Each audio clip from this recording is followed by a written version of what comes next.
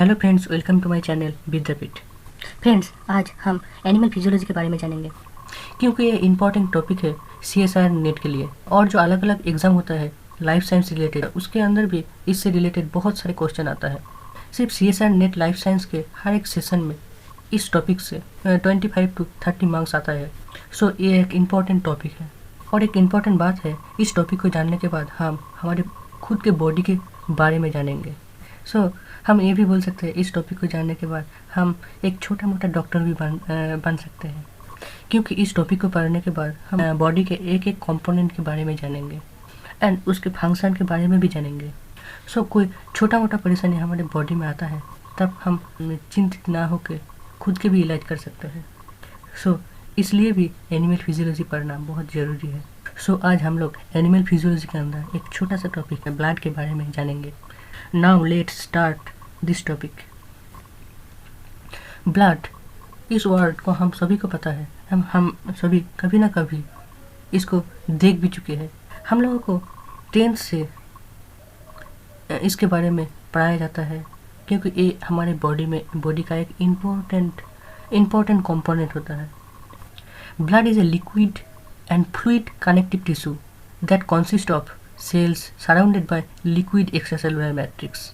Blood एक liquid पदार्थ होता है, हम सभी को पता है और देख भी चुके हैं। और ये कनेक्टिव टिश्यू होता है। कनेक्टिव टिश्यू मतलब जो कनेक्ट करता है। ब्लड हार्ट से पंप होने के बाद हमारे पूरे शरीर में फैल जाता है एंड हर एक ऑर्गन को कनेक्ट करता है एंड हर एक ऑर्गन में न्यूट्रिएंट, ऑक्सीजन, हर कोई ज़रूरी चीज़ जो हमारे बॉडी के लिए इम्पोर्टेंट है वो पहुंचा देते हैं हर एक ऑर्गन में। सो ब्लड के थ्रू हमारी पूरे बॉडी के ऑर्गन के साथ कनेक्ट होता है, इसलिए ब्लड को कनेक्टिव टिश्यू बोला जाता है। एंड ब्लड दो चीज़ से बनता है। एक तो ब्लड के अंदर होता है बहुत सारा अलग अलग टाइप का सेल्स होता है, जैसे ये रेड ब्लड सेल है, ये वाइट ब्लड सेल है, ये प्लेटलेट्स है। ये सभी सेल्स है जो ब्लड के अंदर होता है। और सेल के बाद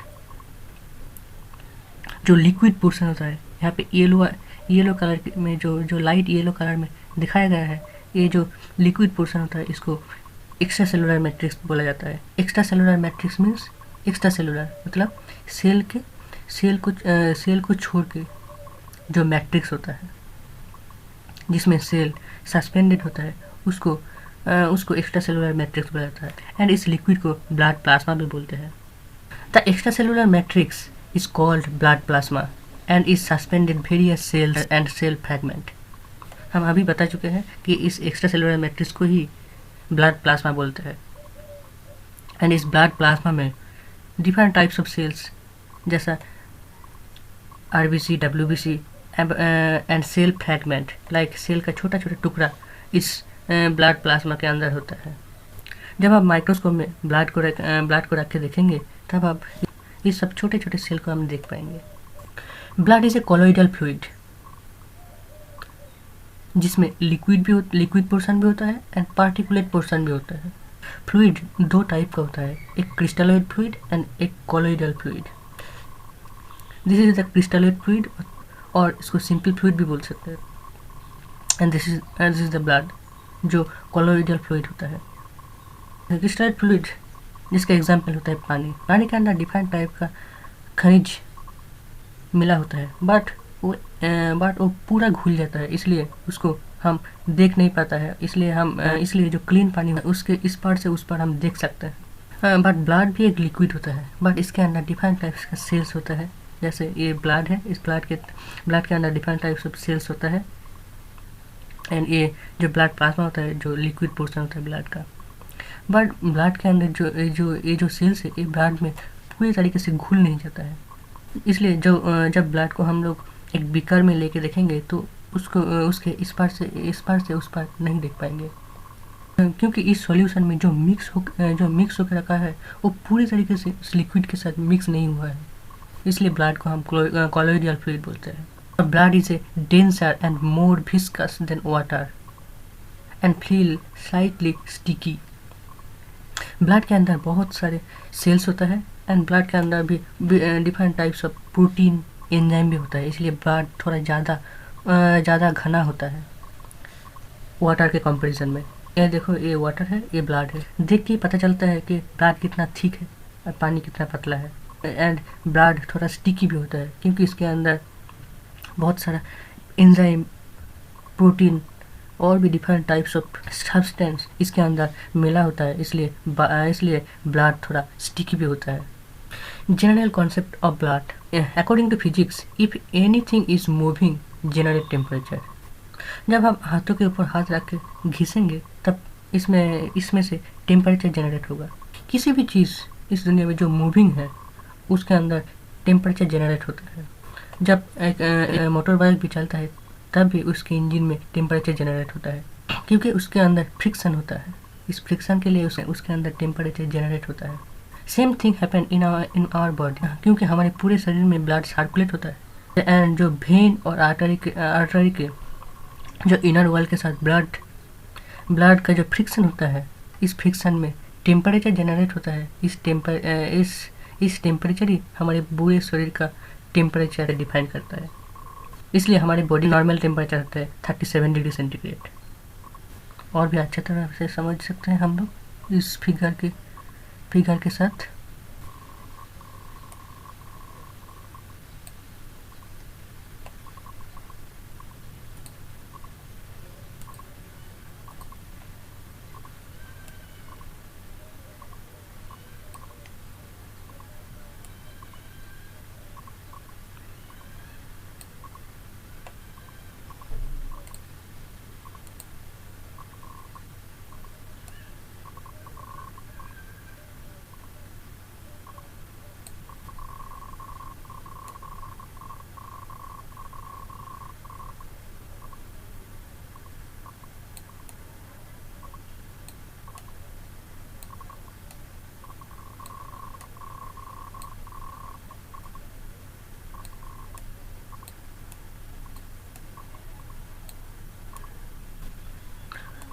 ये हो गया हमारा ब्लड वेसल्स, जो आर्टरी भी हो सकता है, वेन भी हो सकता है। और ये हो गया हमारा ब्लड सेल्स।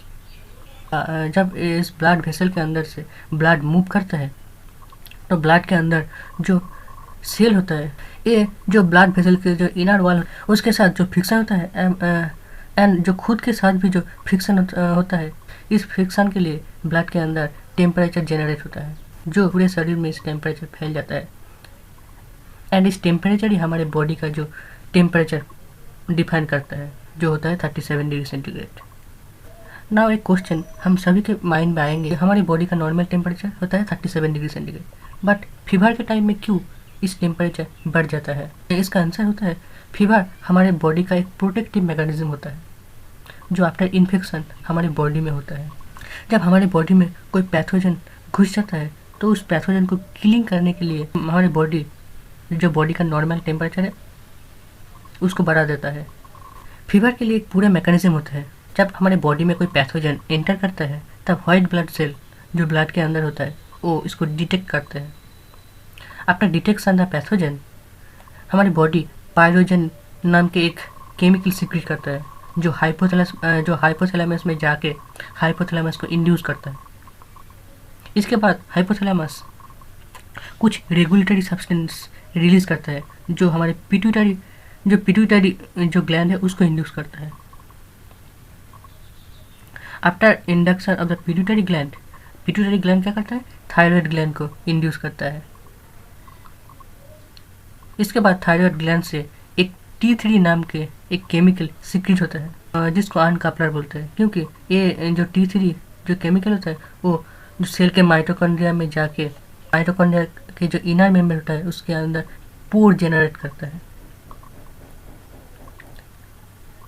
और हम सभी को पता है कि माइटोकॉन्ड्रिया के जो इनर मेम्बर होता है उसके अंदर हमारे जो इलेक्ट्रॉन ट्रांसपोर्ट चेन होता है एंड इस इलेक्ट्रॉन ट्रांसपोर्ट चेन से जो ATP जनरेट होता है। बट जब इनर मेम्बर में पोर जनरेट होता है तो जो इलेक्ट्रॉन ट्रांसपोर्ट चेन्स पूरी तरीके से फंक्शन नहीं करते, इसलिए ATP जनरेट नहीं होता,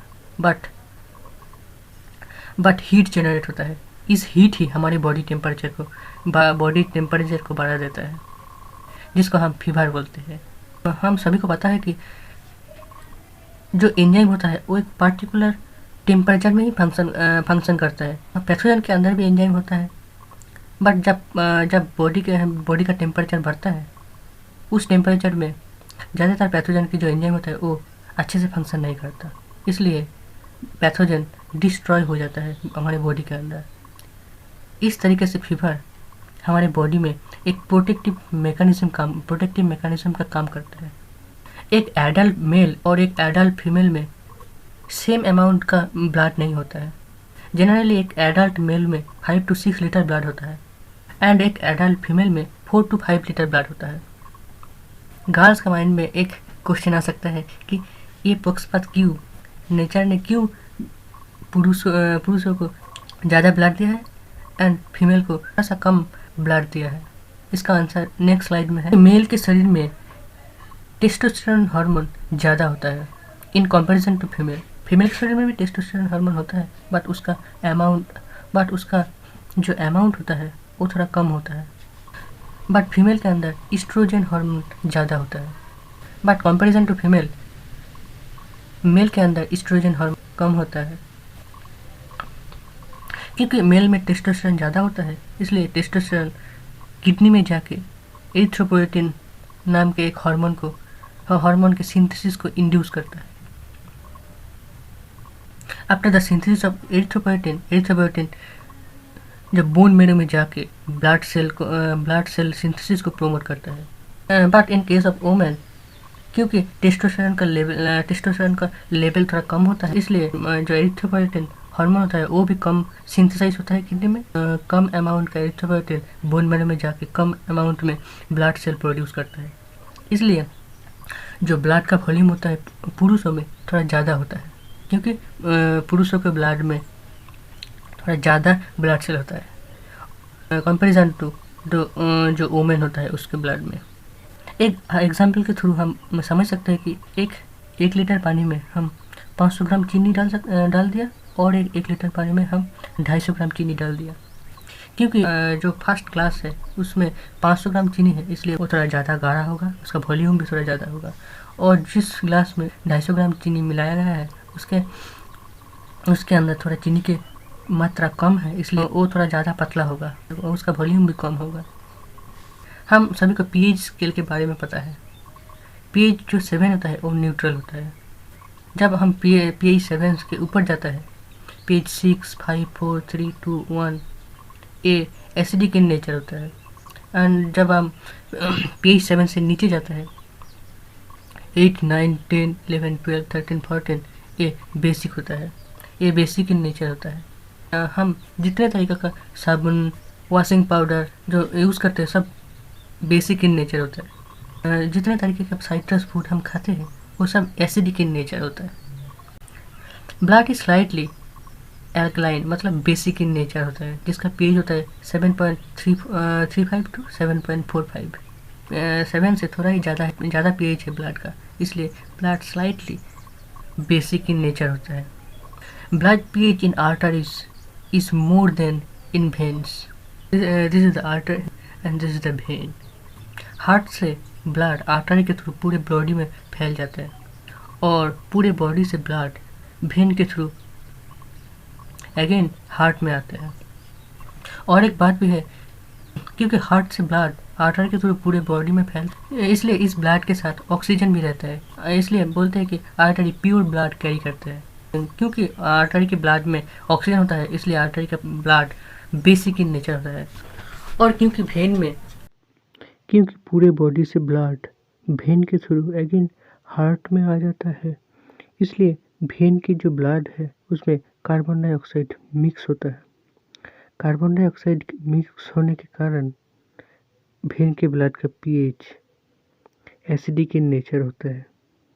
हमारे बॉडी में जो आर्टरी एंड वेन होता है उसमें 2 अलग अलग कलर का ब्लड होता है।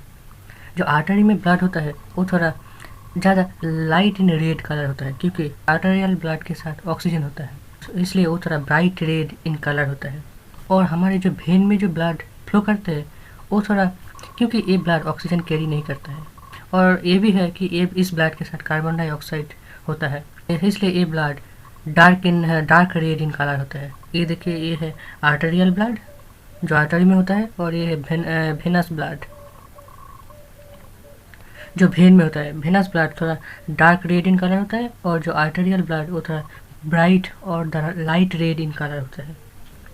Blood constitute about 20% of extra cellular fluid, मतलब हमारे पूरे शरीर में जो फ्लूइड होता है ये पूरा फ्लूइड है। यहाँ से यहाँ तक जो ब्लू और रेड कलर में है वो हमारे शरीर का पूरा लिक्विड है। पकड़ लो ये 100% है।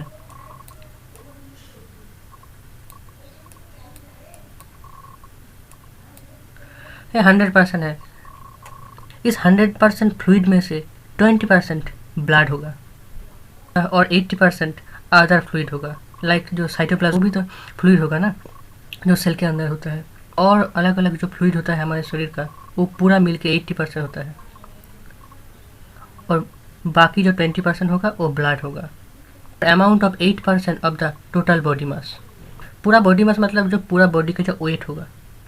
पकड़ लो एक एडल्ट मेल का वेट 60 किलो है।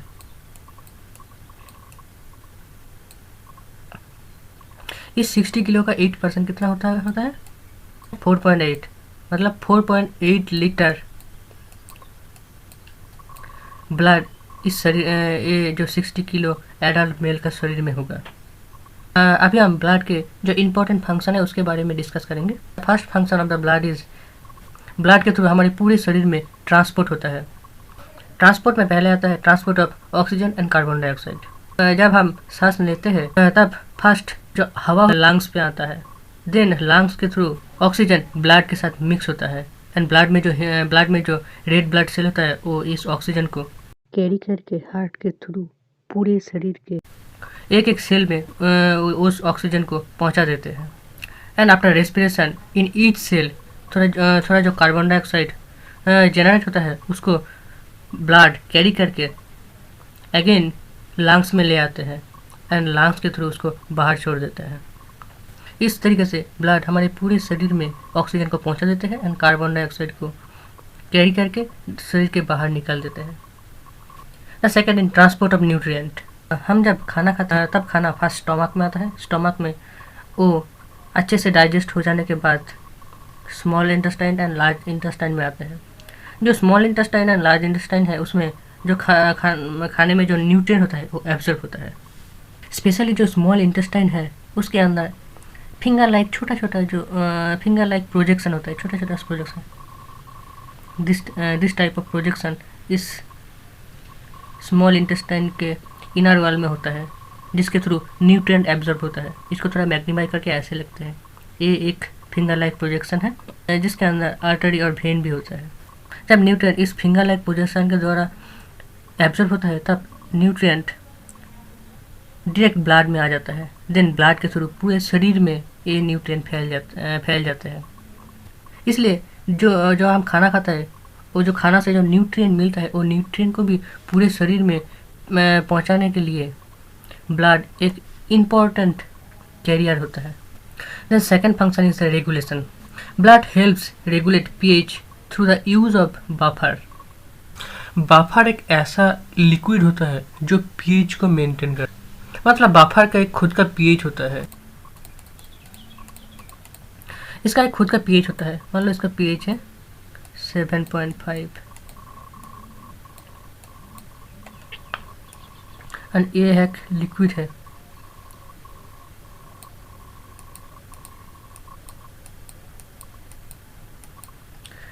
जिसका पीएच है 6।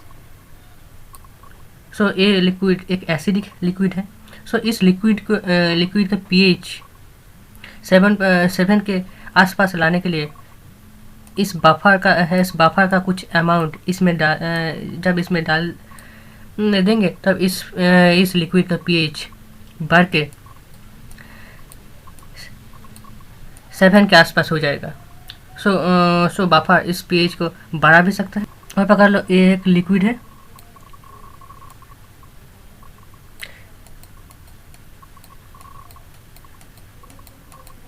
इसका पीएच है 9। इस पीएच को घटा के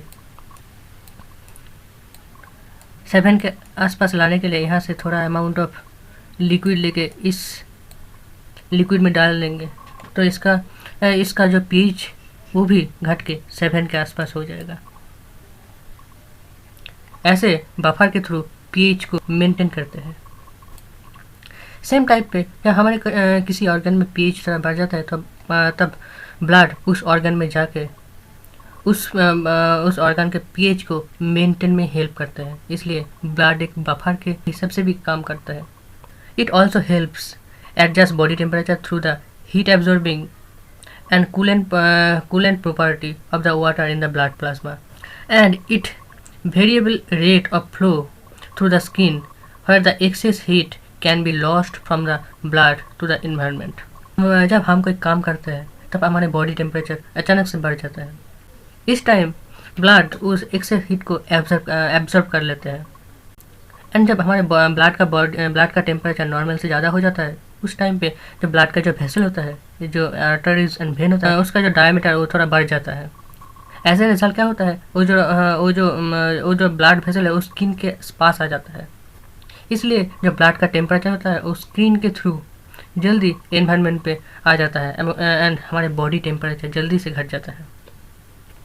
और जब हमारे बॉडी टेम्परेचर लो होता है तब ये जो ब्लड वेसल उसका डायमीटर घट जाता है। डायमीटर घट जाने के बाद जो हमारे ब्लड वेसल उस स्किन से थोड़ा दूर आ जाता है। ऐसे रिजल्ट क्या होता है, जो टेम्परेचर उस स्किन के थ्रू बाहर आसानी से नहीं निकल पाता। रिजल्ट पे हमारे बॉडी टेम्परेचर जल्दी से नहीं घटते हैं। जो बड़े बड़े ट्रक और बसेस होता है उसमें एक रेडिएटर होता है, उसमें पानी होता है। इसका फंक्शन, रेडिएटर का फंक्शन क्या होता है, जब इंजन हीट हो जाता है तब इंजन से हीट निकल के पानी में आ जाता है। इंजन से हीट निकल के पानी में आ जाने के बाद इंजन कूल हो जाता है। क्योंकि ब्लड में भी पानी होता है तो ब्लड भी ऐसे ही तरीके से फंक्शन करता है हमारे बॉडी का टेम्परेचर रेगुलेट करने में। The second regulation is the in addition blood osmotic pressure influence the water content of cells. The second regulation is the in addition blood osmotic pressure influence the water content of cells mainly through interaction of dissolved ions and proteins. Osmosis एक process होता है जिसमें ये एक solution है। Solution मतलब इसमें एक सॉल्वेंट है लाइक वाटर, एंड सॉल्यूट इस सॉल्वेंट में घुला होता है, सॉल्वेंट लाइक चीनी। और ये भी एक सॉल्यूशन है, इसके अंदर भी सॉल्वेंट होगा लाइक पानी, और इसके अंदर भी सॉल्यूट होगा लाइक चीनी, जो भी इसके अंदर घुले होते हैं। बट इस सॉल्यूशन में जो सॉल्यूट का कॉन्सेंट्रेशन कम होगा एंड इस सॉल्यूशन में सॉल्यूट का कॉन्सेंट्रेशन ज़्यादा होगा। ऑस्मोसिस एक ऐसा प्रोसेस होता है जिसमें दो सॉल्यूशन में, जिस सॉल्यूशन में सॉल्यूट का कॉन्सेंट्रेशन कम होगा, लाइक इस सॉल्यूशन में इधर से पानी मूव करके इधर आ जाएगा, एंड दोनों में सॉल्यूट का कॉन्सेंट्रेशन सेम हो जाएगा। ऐसा नहीं कि इस बीकर से पानी डायरेक्टली ऐसा इधर आ जाएगा। एक एक्सपेरिमेंटल प्रोसेस होता है जिसमें एक बीकर के मिडिल में एक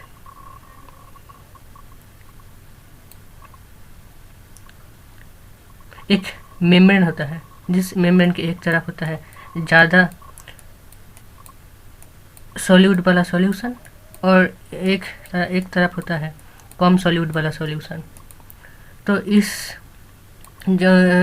सॉल्यूशन जिसमें कम सॉल्यूट होगा, यहाँ से पानी इस मेम्ब्रेन से पास होके इधर आ जाएगा, एंड बोथ सॉल्यूशन में जो सॉल्यूट का कॉन्सेंट्रेशन एक ही हो जाएगा। इस प्रोसेस को बोलते हैं ऑस्मोसिस। इसी सेम प्रोसेस से ब्लड हमारे शरीर का जो ऑस्मोटिक प्रेशर है उसको मेंटेन करता है। कैसे? जब हमारे शरीर में ब्लड के अंदर पानी होता है, जब हमारे शरीर में पानी कम हो जाता है उस टाइम में सेल का पानी भी कम हो जाएगा, इसलिए सेल के अंदर भी जो सॉल्यूट होगा, सॉल्यूट मतलब different types of minerals, protein, fats etcetera cell में जो सॉल्यूट का कॉन्सेंट्रेशन बढ़ जाए सॉल्वेंट से। तो ब्लड में जो जो वाटर है ब्लड के अंदर वो एक सॉल्वेंट के जैसा काम करेगा, और ब्लड में जो प्रोटीन, फैट और जो सेल होता है red blood cell, white blood cell, वो सॉल्यूट की तरह काम करेगा। क्योंकि ब्लड में सॉल्वेंट का कॉन्सेंट्रेशन ज़्यादा है तो ब्लड से पानी सेल के अंदर मूव करेगा। इस प्रोसेस से जो सेल का जो वाटर कंटेंट मेंटेन होगा, एंड जो सेल का जो ऑस्मोटिक प्रेशर वो भी मेंटेन होगा। वाइस वर्सा, जब ब्लड में पानी कम हो जाएगा तब सेल से पानी निकल के ब्लड में आ जाएगा, एंड जब ब्लड का जो ऑस्मोटिक प्रेशर उसको मेंटेन करेगा। इस तरीके से ब्लड हमारे पूरे शरीर का जो ऑस्मोटिक प्रेशर उसको मेंटेन करते हैं। Third and last function is the protection. Blood हमारे शरीर का प्रोटेक्शन में भी हेल्प करते हैं। First is the blood can clot which protects against it's excessive loss of blood.